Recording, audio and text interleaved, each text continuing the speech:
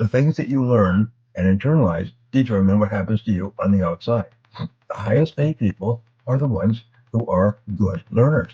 They keep learning more important skills, which enable them to get more and better results, which enable them to be paid more and more money. And pretty soon they live in a big house on a hill and their kids go to private school.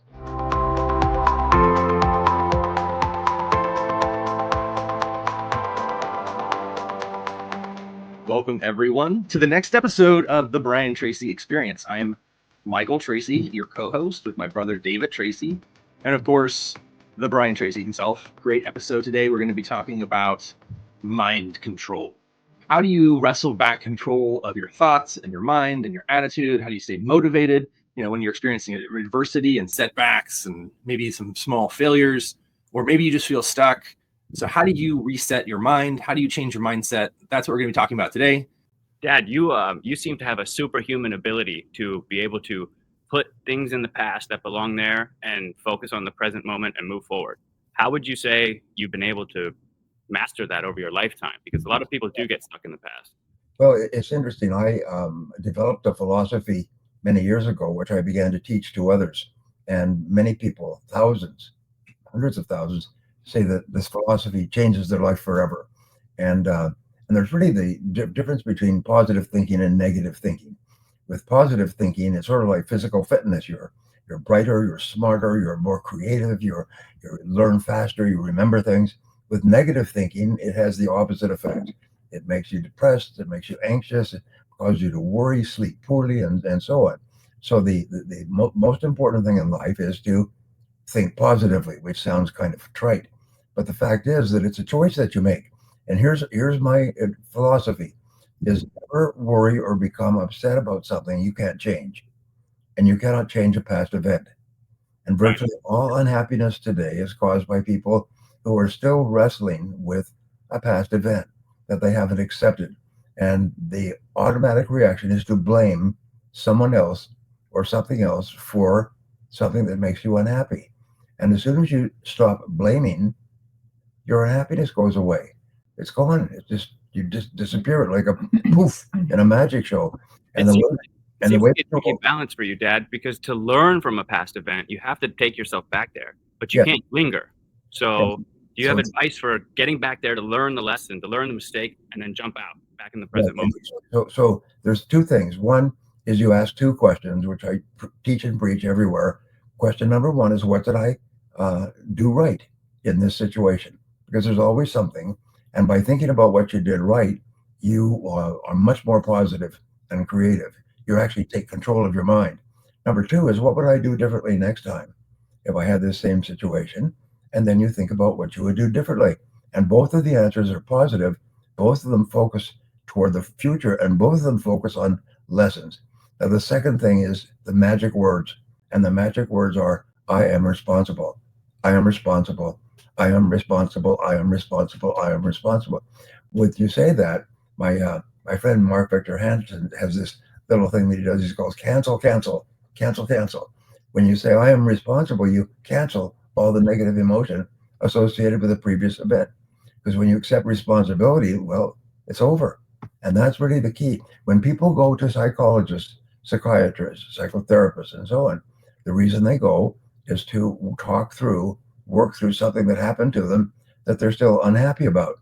And then it takes about 6 months. I've studied this in psychology. It takes about 6 months to reach the point where the person feels enough trust and confidence in the psychotherapist to tell them this is what's really, really, really bothering me. And as soon as they let it go, it's gone. Poof. And so the way I think about it is like when you blame somebody else, you also create these two other people that you have now given your power away to, which Yeah. is the perpetrator, the person that you're blaming, and then the some other person that's responsible for, whatever, however you've been victimized. So you're, Yeah. And they don't even know about it, right? You assign them these roles, but they're unaware. And then you start acting on these roles and you start behaving and treating these people a certain way.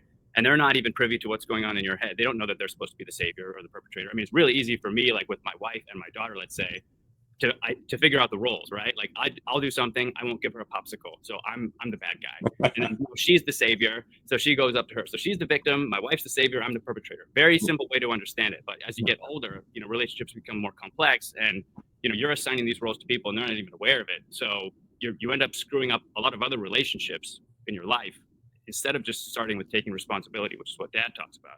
And just draw a line under the past. Just say that was then, this is now. That can't be changed, but I can change the future.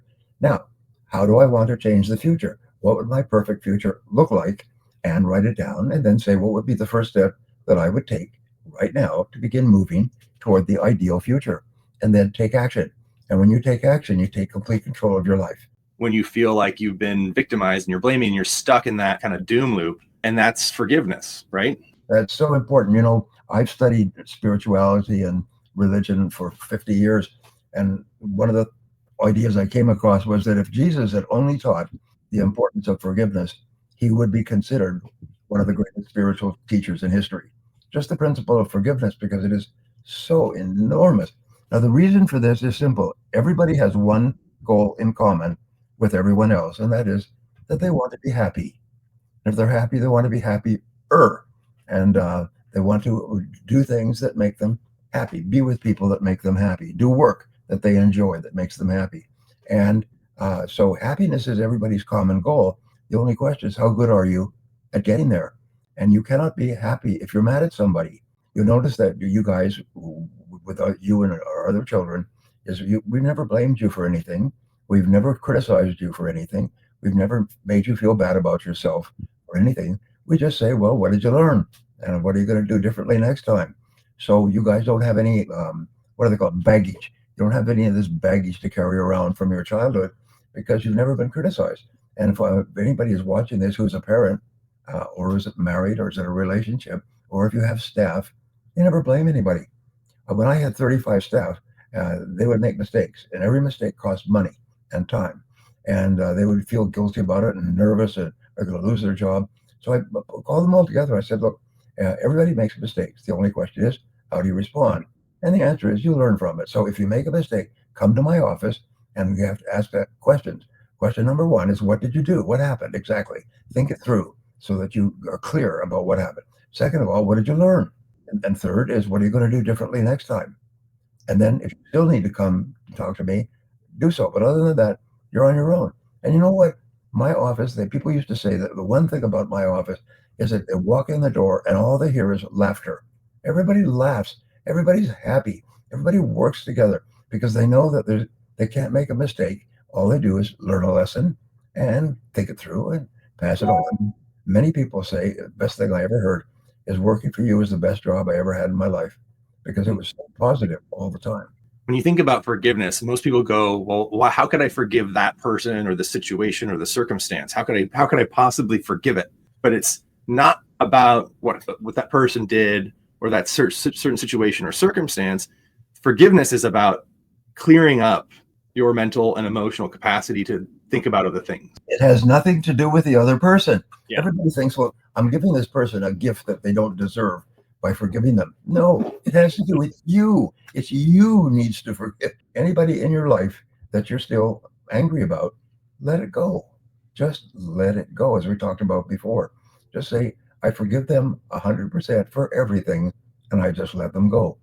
And each time you think of that person that made you mad or hurt you in some way, immediately cancel.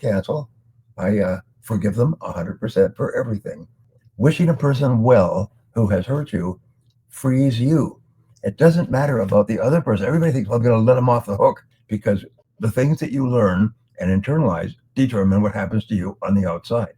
The highest paid people are the ones who are good learners. They keep learning more important skills, which enable them to get more and better results, which enable them to be paid more and more money. And pretty soon they live in a big house on a hill and their kids go to private school. So I've been working on this book and I've been absolutely astonished in a very happy way, astonished at how good it is, in the sense that it explains all the different ways that you can step on the accelerator of your own ability to learn. You can learn any subject. You can memorize anything. You could tell stories about people who decided to memorize a full page of the Los Angeles telephone book. And they did. They practiced and practiced and associated the name with the address with the name.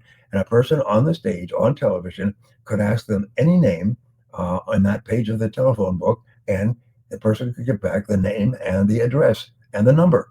And you say, well, that's incredible. I mean, you could do that for three numbers. It would be a lot. Here's a person who never had any memory training at all, who by using memory techniques. In terms of your mindset and your attitude, maybe coming down to just two things. One is how you think, like what you think about, right? Like, so staying positive, using positive affirmations, practicing forgiveness, all these things, like kind of like thinking skills, right?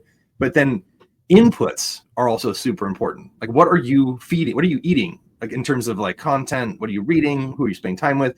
Do you think they're equally important? Is one more important than the other? What are your thoughts about that? Well, I'm constantly feeding my mind. Like you eat nutritious foods, I'm constantly feeding my mind with nutritious ideas.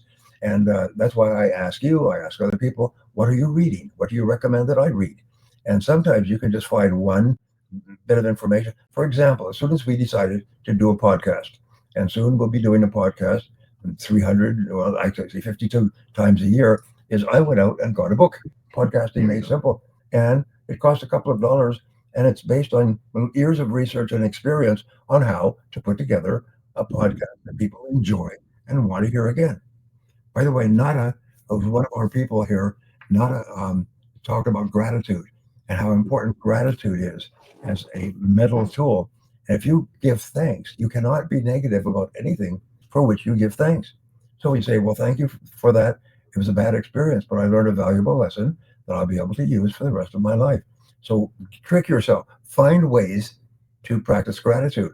Gratitude is one of the highest forms of thinking in the whole world, and it makes you an extremely better person, a happier person, a more pleasant, positive person. The number one key to getting the benefits of gratitude was how you express it.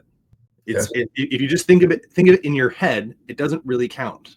You have to find out creative ways of expressing gratitude to other people. The metaphysics that I began studying 40, 50 years ago were by Gurdjieff and Ouspensky in Russia. And one of the things they talked about, which had an inordinate influence on my mind and life, was what's called the law of control. And the law of control says that if you choose, you are the main source of control in your life. If you don't, you're controlled by other people. And what it says is that the more you feel in control, the happier you are. The less you feel controlled by others for any reason, the more negative you are. So what you have to do is you have to, again, accept responsibility and realize that you are the power in your own life. And say those words, I am the power in my own life. I decide what I want to do, where I want to go, because I am, may not have been able to control the past, but by gum, I am in control of the present and the future. And just remind yourself of that. You are the power in your own life. You can do anything you put your mind to.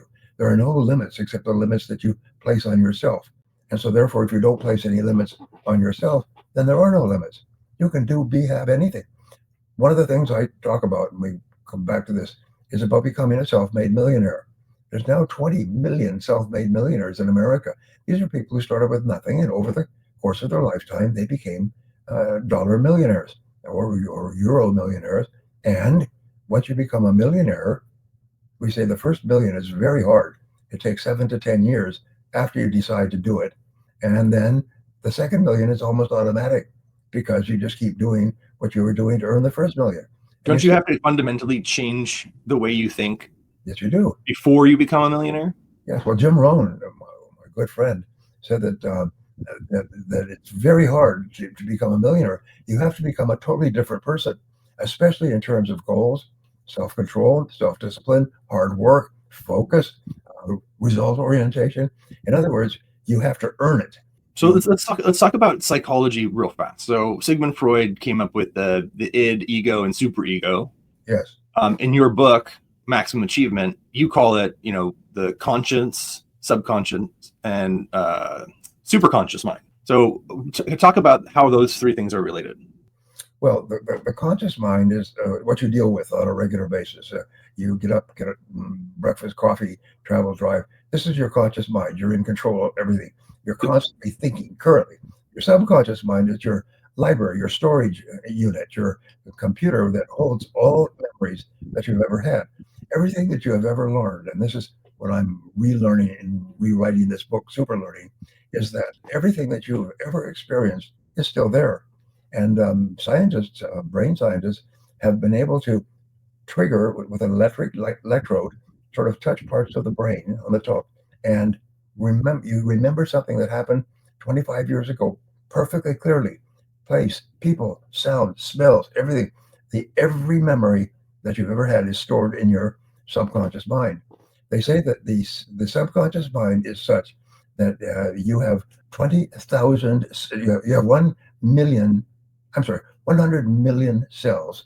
Every cell is connected directly or indirectly with 20,000 other cells, which means the number of thoughts that you can think, each of us who's on this show, that you can think is equivalent to all of the molecules in the known universe.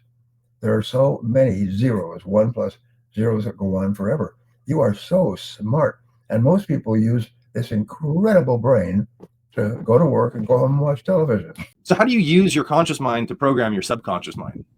17 different ways to sort of bombard your mind with new information. And the interesting thing is that your brain is like a muscle. If you work it out, it becomes stronger and stronger. So you learn faster and faster. And I've worked with people who are in the speaking industry. And what they did is they said, what can I speak on that will get me booked? And they decided memory. So they decided to become memory experts. And what they did is they read the books on memory, and then they would take an audience, and they would wait when people were coming in. They meet everybody and ask them their name and so on in my book. And so you can make your memory incredible. The reason people don't pay attention is because they're not paying attention. If I were to say to you, is I'm going to introduce you to somebody in about 5 minutes in this crowd, and this person, if he likes you, is going to give you $100,000 for anything that you want to spend it on. But you have to remember his name by the end of the day. If he comes up to you again, you have to remember his name. So remember his name, okay? And then he introduces you to someone, and the person, you say, "What is your name? How do you spell it? And where did that name come from?" I always ask these questions about people's names, and what that does is it locks it in to my memory, so that person comes up to me 2 hours later at the end of the seminar, I remember that person's name. So I was asking you how you use your conscious mind to program your subconscious mind. Well, you do it through repetition. When I was 19, I started to take karate lessons, Shotokan karate, and I was recommended to a really good school, and I still remember it. And for almost 6 months, I went every day, 6 days a week, Monday through Saturday. I went over and over again.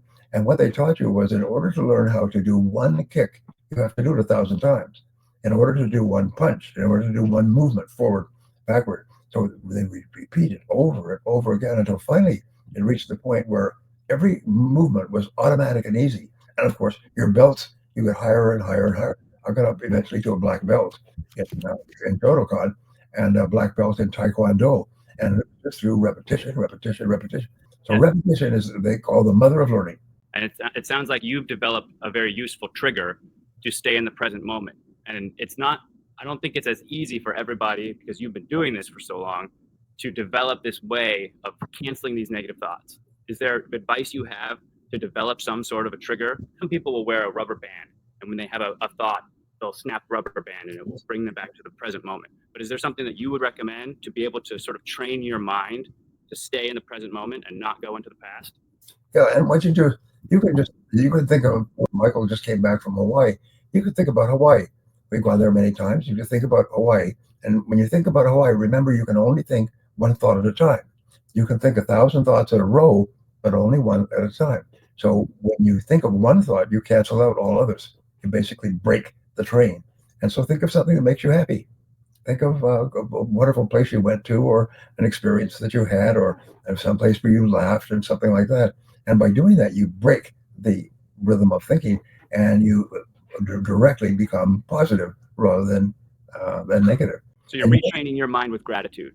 Yes, you make it a game to be positive most of the time. Nobody can be positive 100% of the time unless. But have you noticed that when you are positive and you're around someone who's in a negative mindset, that you can't occupy the same space with them for very long. They either try to bring you down, and if you're unable to because you're being so high, you almost repel them away from you. It's sort of good practice to go out in public and just feel other people's energy, and don't let that influence your mindset. And Dan, your mindset is you're going to walk in and you're going to be positive, and you're going to be optimistic, and you're going to draw in the people that are going to help you in your life, and you're going to draw in those relationships, and everybody else is going to be repelled. It's interesting and worth remembering, but you have three parts of your conscious mind. You have the self-ideal, which is the person you would like to be, the perfect life in the future, and the greater clarity you have about your future ideal life, the faster you make it a reality. The second is your self-image, which is how you see yourself and think about yourself, and you always behave on the outside the way you see yourself on the inside. And the third is your self-esteem. And your self-esteem is the emotional components, the emotional power. Raise your self-esteem is to repeat the words, I like myself, I like myself, I like myself, I like myself. And everything that you do or don't do causes you to either like yourself more or like yourself less. And then the way that you have wonderful relationships with others is to help them to like themselves. And how do you do that? Well, it's very simple. Ask them questions and listen to the answers. When you listen to people closely when they talk, they feel better about themselves. They feel happier about themselves, and they like you better. Also, complimenting people and anything that looks very nice on you, or that's excellent. Anything that they do or have, just compliment them in a very friendly way, and it causes them to like themselves more. So every time you do anything that causes a person to like themselves more, they do like themselves, and they like you more, and they like you better, and then you like yourself better. So it becomes an upward spiral of helping other people to be the best they can be, as they say in the army posters. When I force myself to do something I know I should do, I like myself more. So maybe we can speak to that. What does that mean? Well, coming back to what you were referring to, goals, is when you're clear about what you want to be or have or do, and you make a single step toward fulfilling that, your self-esteem goes up. Is you are, when my friend Dennis used to say, you're born to be a winner. Well, how do you win? How do you become a winner? You win. And what is winning? It's forward movement. It doesn't mean reaching the end state. It just means every time that you move forward, every time you read a page or read a great idea that you can use to be more productive, to help you achieve your goals or higher income, it makes you happy and it motivates you to do it again and again. Can you give us an example, Dad, of what you like? Let's say you're, I don't know, an alcoholic or something. What would you give? Well, most successful people are entrepreneurs in some way, as they get paid for results. They work on commission, if you like. They get paid for the results that they get. So how do you get more results? Is you call on more people. And I've mentioned this before, but I would say to my audience, 1,000 people, how many people here would like to double their income very quickly, guaranteed? Everybody raises their hand. I said, well, I'll show you how to do it. And but it'll be later on today, or maybe this afternoon, I'll tell you the method. And everybody goes, boo, boo, we want to hear it now. This is before the seminar even starts. I say, okay, here it is. The average professional entrepreneur calls on 2 new potential customers per day. That's the average. Some are above, some are below. I know people call on a week, 1 new person a week. But just imagine you're the average and you're making 2 calls on 2 new people each day, okay? Now, if you want to double your income, it's very simple. Call on 4 people each day rather than 2. Start first thing in the morning and set a goal to speak to 4 new potential customers before you do anything else. No coffee, no tea, no lunch, no talking with your friends, playing with a computer or anything else. Is call on 4 new people. And because of the law of probabilities, you don't know where the sale will come from, but your sales will double. And I've had countless people throughout my career come back to me and say, I couldn't believe it was so easy to earn twice as much. Yes. And if you want to double your income again, call on 8 people a day. That's 1 per hour. Can you do that? Yes. Organize your life, start earlier, work harder, stay better, don't waste time in the office, just make more calls. So that's the discipline. And it's a misconception to think that you're going to get to this place where then you'll be able to feel disciplined. Like, oh, when I'm not tired, I'll be disciplined. Or when I'm finally at peace in this area, I'll be disciplined. A great guy, I forget his name online, but he made a great video about discipline where he says, if you're tired, do it tired. If you're angry, do it angry. And eventually you'll train your brain to be disciplined regardless of your emotional state, because everybody's waiting to feel better to do something. You have to do it first, and then you'll get the emotion. You're never going to get the emotion first without the action. Yeah, I leave it plugged in a different room, and then I'll try to discipline myself to just come back to it occasionally. In every company in the world, I mean, just to take your pick, every social media company, Netflix, Apple, they're all competing for the user's attention and engagement. Advice I would say, the single most valuable piece of advice is stop scrolling. If you find yourself in one of those scrolling vortexes, minutes can pass, hours can pass where you're scrolling. It doesn't matter what it is, Twitter, Instagram, anything, right? Just stop scrolling. Here's the rule: turn things off. So we talked about the conscious mind and the subconscious mind. Talk about the superconscious mind, because we didn't touch on that. When Barb and I first learned about the superconscious mind many years ago, we felt we'd died and gone to heaven, because the superconscious mind is the oversoul. It's the great mind of the universe. It contains all information and knowledge ever discovered, past, present, or future, and it's accessible to you like what they call the cloud today. It's accessible to you by you knowing clearly what you want. You will attract into your life every idea, person, opportunity, resource that you need to achieve it. So clarity is really important. And you'll find they talk about the law of attraction. Law of attraction is part of the law of superconscious activity. And I've just written a book on the subject of the great universal laws. And the law of superconscious activity summarizes all the other laws and makes it available to your fingertips by you becoming clear about what you want and then taking action to take the first step, like Confucius and Lao Tzu, 1,000 begins 1,000 leagues. Taking the first step activates your superconscious mind. Writing down your goals activates it. Thinking about how to achieve your goals activates it. Learning more about how you can be better at what you do activates your superconscious mind and attracts into your life everything that you need to achieve your goals. It's the most powerful part of your entire world. And once you start to use your superconscious mind, you'll accomplish more in a year or two than many people accomplish in a lifetime. The task begun is half done. Yes. You do a lot of visualization exercises too, Dad, right? Yes. Create the imagery of where you want to be. Yes. Well, when you have a clear picture of what you want, for example, we're living in a very nice house, as you know, because you were all brought up in this house.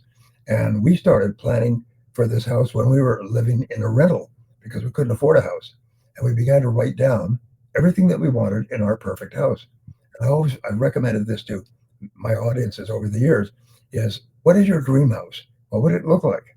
And what most people say, oh, I'll recognize it when I see it. No, that's not how you find your dream house. What you do is you take magazines and pictures and newspapers and write them down and write down everything that you want in the perfect house. And so we started doing that about 3 or 4 years before we got to this house. We looked at 150 houses and people say, well, what if it doesn't work? But that's not the right question. The right question is, what if it does work? Because it always works. Because you're activating not just your own powers, but the power of the superconscious. You're basically sending the message into the cloud, and the cloud then finds all over the world, finds the right person for you and brings them to you and brings you to them. It's the most amazing thing. And so just do it.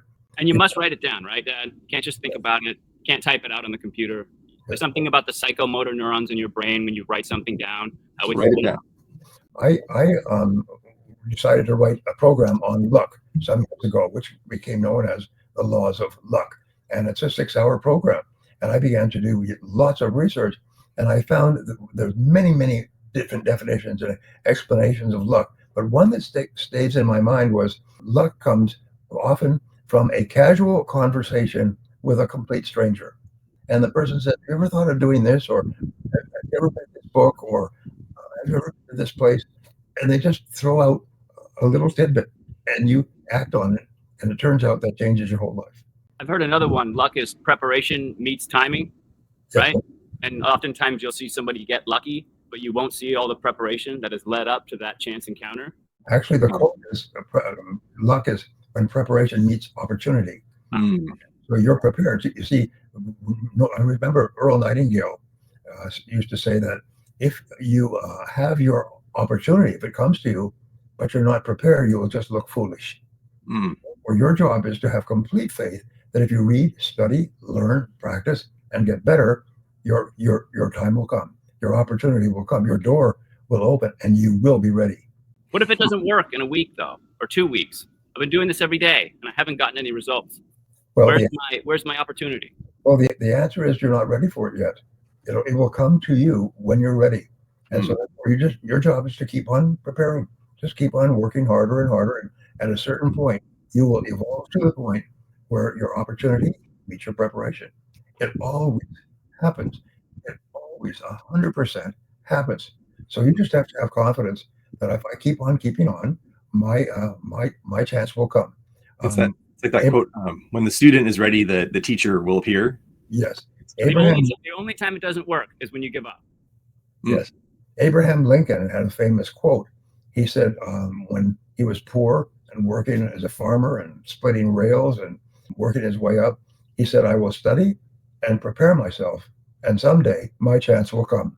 I will study and prepare myself, and someday my chance will come. So if your chance doesn't come, it means that you haven't studied and prepared yourself quite enough. You need to get back to working on yourself. Wow. Well, we've covered a ton in the last hour. We talked about the power of being present, positive, your inputs, forgiveness, gratitude, repetition.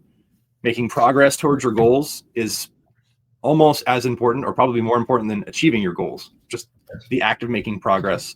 You want to double your results, double your activity. We talked about self-discipline, the superconscious mind, the power of writing things down. Program your superconscious mind. You have to go back to the original book from Brian, Maximum Achievement. All of this stuff. How to forgive, how to reprogram your subconscious mind for success. This came out way before The Secret. People love The Secret, Law of Attraction. I think it's great. But this book was there before, talking about all kinds of other stuff. Well, one thing I learned from you, Dad, and it was a clip I saw from 30 years ago. And you said you wake up in the morning and you say, I do believe something wonderful is going to happen to me today. And you say it all day long. And before you go to sleep at night, you say, I do believe something wonderful is going to happen to me tomorrow. So guys in the chat, if you could just say that, say, I believe something wonderful is going to happen to me today, and just keep that cycle on. Anytime a negative thought pops in, do Brian's cancel, and repeat that thought. I believe something wonderful is going to happen to me today. And it will. I promise you it will. And it will. And it will. The power of positive expectations. Yes. Absolutely. A pretty powerfully packed episode full of ideas. We hope you got a lot of value today. David, thank you for helping me co-host. Dad, it's always a pleasure. I have to come over to your house for a couple of things anyway, so I'll see you in an hour or so. All right, guys. Love you. Love you guys watching in. Thank you so much. Believe something wonderful is going to happen to me today. Yes, something wonderful is going to happen to you today. And the more you believe it, the more it will come true and faster. Awesome. All right, everyone. Adios.